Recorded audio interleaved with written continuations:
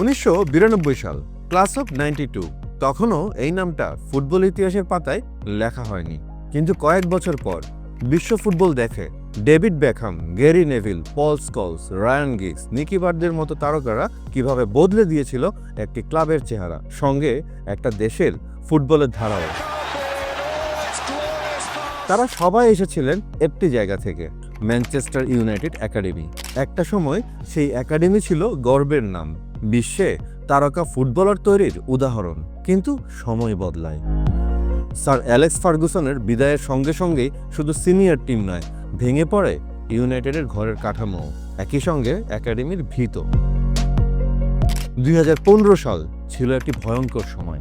Brian ম্যাকলেয়ারের বিদায়ের পর পুরো একটা বছর কোনো ফুল টাইম একাডেমি প্রধানই ছিল না ম্যানচেস্টার ইউনাইটেডে। আর অন্যদিকে এ সময়ই এগিয়ে যাওয়ার শুরু নগর প্রতিদ্বন্দ্বী ম্যানচেস্টার সিটির। 2014 সালে ম্যানচেস্টার সিটি চালু করে তাদের 200 মিলিয়নের city football academy. Training facility, scouting, recruitment process সবকিছুতেই এক ধাপ এগিয়ে যায় তারা। আর সেখান থেকে শুরু ম্যানচেস্টার ইউনাইটেডের পিছিয়ে যাওয়া। 2016 সালে চেলসির কাছে 5-1 গোলে হার, ম্যানচেস্টার সিটির কাছে 9-0 গোলের হার। এসব বিব্রতকর গল্প তখনকার নিয়মিত ঘটনা। এর পাশাপাশি জুনিয়র পর্যায়েও 12 ম্যাচের heart breaking losing streak. FA youth কাপে নিয়মিত হারে বিব্রতকর অবস্থায় পড়ে ভক্তরা। এমনকি একবার মিল কাপেই অংশ নেয়নি ম্যানচেস্টার ইউনাইটেড।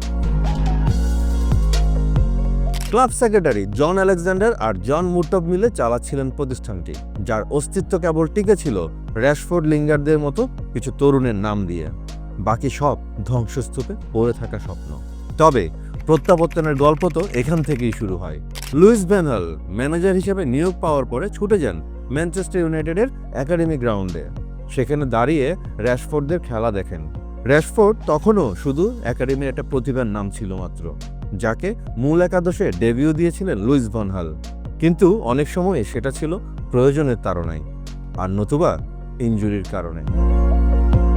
2016 সালে ম্যানচেস্টার ইউনাইটেডের একাডেমিতে ফিরে আসেন পুরনো একজন যোদ্ধা, নাম নিকি বার্ড, যিনি ক্লাস অফ 92-র একজন গুরুত্বপূর্ণ তারকাও ছিলেন। এই মানুষটা শুধু একাডেমিকে পুনর্গঠনই করলেন না, তিনি এর আত্মাও ফিরিয়ে আনলেন। তিনি জানতেন শুধু ফুটবলার নয়, মানুষও তৈরি করতে হবে। 2019 সালে ম্যানচেস্টার ইউনাইটেড একাডেমির প্রধান হিসেবে নিযুক্ত হন নিক কক্স। তার দর্শন ছিল success isn't just the first team, it's creating life's worth living.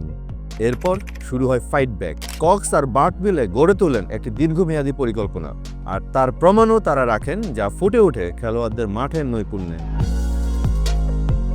FA youth কাপের ফাইনালে ম্যাজিক দেখিয়ে ম্যানচেস্টার ইউনাইটেডকে ট্রফি এনে দেন আর্জেন্টাইন প্রতিভা। আর কোবি মাইনো, স্টোকপোর্টের সেই ছেলেটি যাকে ম্যানচেস্টার ইউনাইটেড হারাতে বসেছিল নগর প্রতিদ্বন্দ্বী ম্যানচেস্টার সিটির একাডেমির কাছে। এই দুই নামেই তো বদলে গেছে একাডেমির ভাগ্য। সঙ্গে যুক্ত হয় আরও কিছু তরুণ তারকা। কিন্তু কিভাবে? নোভেল করোনা ভাইরাস অতিমারির সময়ে যখন লকডাউন চলছিল, তখন নিক কক্স নিজেই ভিডিও কল করে আনেন আলেহান্দ্রো গার্নাচোকে। নিজের ছেলেদের এক্সবক্সের ঝগড়ার মাঝে স্প্যানিশ অনুবাদককে দিয়ে বোঝান, তোমার ভবিষ্যৎ এখানেই, অর্থাৎ ম্যানচেস্টার ইউনাইটেডেই। এরপর গার্নাচো চলে আসেন ম্যানচেস্টার ইউনাইটেডে। এটাই ছিল নিক কক্সের ম্যানচেস্টার ইউনাইটেড, যেখানে হৃদয় দিয়ে তৈরি হয় খেলোয়াড়। এ সময় আগে পরে ইউনাইটেডের একাডেমিতে আসে আলভারো ফার্নান্দেস, মার্ক জুরাদো, হ্যানিভেল মেসবি সহ আরো অনেক তরুণ। পাশাপাশি হ্যারি আমাস, ফ্লেচার টুইন্স, ম্যাকলিনের মতো খেলোয়াড়রাও যোগ দেয় একাডেমিতে। এরই মাঝে গড়ে তোলা হয় লাইফ স্কিলস প্রোগ্রাম, যেখানে শেখানো হয় খেলোয়াড় আগে মানুষ। খেলা ছাড়াও শিখতে হয় মূল্যবোধ, শিখতে হয় জীবনাচরণ। ক্লাবের academic building, sports science, performance analysis সবই নতুন করে ঢেলে সাজানো হয়। এভাবেই শুরু হয় আরেকটা নতুন গল্পের। জন্ম নেয় আরেকটা নতুন ক্লাস, ক্লাস অফ 2022, অর্থাৎ class of 2022। FA youth cup ফাইনালে 67,000 দর্শকের সামনে ইতিহাস গড়ে এই নতুন প্রজন্ম। তাদের মধ্যে কেউ স্প্যানিশ, কেউ চেক বা কেউ নরওয়ের। আর এখানে গড়ে ওঠে এক গ্লোবাল ম্যানচেস্টার ইউনাইটেড, যার শিকড় ক্যারিংটনে, অর্থাৎ ম্যানচেস্টার ইউনাইটেডের একাডেমি গ্রাউন্ডে। এখন এখানে 12 বছরের ছেলেরা মুখোমুখি হয় এক সময়কার সিনিয়রদের। সম্মান দিয়ে তারা কথা বলে, তারা শেখে। এটাই ম্যানচেস্টার ইউনাইটেডের কালচার। এখন ম্যানচেস্টার ইউনাইটেড যে জায়গায় দাঁড়িয়ে সেটা আগের চেয়ে অনেক বেশি প্রতিশ্রুতিশীল। একটা সময় একাডেমির ভবিষ্যৎ ধ্বংসপ্রায় ছিল, আজ সেটা হয়ে উঠতে যাচ্ছে আবারও রোল মডেল। এখন কেরিংটনে তৈরি হচ্ছে নতুন ফার্স্ট টিম বিল্ডিং। ব্রেক্সিটের কারণে বিদেশ থেকে ছোটদের আনা কঠিন হয়ে গেছে, তাই এখন ইংল্যান্ডে বাড়ছে ফোকাস। হ্যারি আমাসদের পাশাপাশি প্রতিপক্ষ দলের একাডেমি থেকেও তুলে আনা হচ্ছে চিরোভি, আইডেন হেভেনদের মতো তরুণ প্রতিভাদের। আর তাদের নিয়ে ক্লাব আশা করছে পুরনো দিন ফিরে পাওয়ার। আর এদের কারণেই সামনে যা আসছে সে হচ্ছে একটি ইউনাইটেড দল, যার শিকড় রক্ষা করছে তাদের জন্মস্থান, আবার ডালপালা মেলছে পুরো পৃথিবীতে। কক্স এই বিষয়ে বলেন, যখন আপনি গার্নাচোর গোল দেখেন, কোবি মাইনোর আত্মবিশ্বাস বা কোনো যুব খেলোয়াড়ের ফার্স্ট টিম জার্সি, তখন আপনি যা দেখছেন তা শুধু ফুটবল নয়। তবে এবার সেই পথপ্রদর্শক অর্থাৎ নিক কক্স চলে যাচ্ছেন। 2024 সালে তিনি যাচ্ছেন এভারটনে নতুন এক দায়িত্ব নিয়ে, কিন্তু রেখে যাচ্ছেন একটি আত্মা, একটি দর্শন, একটি সিস্টেম, সব মিলিয়ে ফুটবল ফিলোসফি, যেখানে শুধু গোল নয়, শেখানো হয়, গড়তে হয় পুরো জীবন। তার এই বিদায় নিশ্চিত হওয়ার পরে ম্যানচেস্টার ইউনাইটেডের ফুটবল ডিরেক্টর জেসন উইলকক্স বলেন, কক্স একটা শক্ত ভিত্তি রেখে যাচ্ছেন, যাতে আমরা ভবিষ্যতের জন্য কাজ চালিয়ে যেতে পারি। কক্সের সময় ম্যানচেস্টার ইউনাইটেড একাডেমি 3টি ঘরোয়া ট্রফি জিতেছে। অনেক খেলোয়াড় ম্যানচেস্টার ইউনাইটেড না খেলেও ক্যারিয়ার গড়েছেন বড় জায়গায়।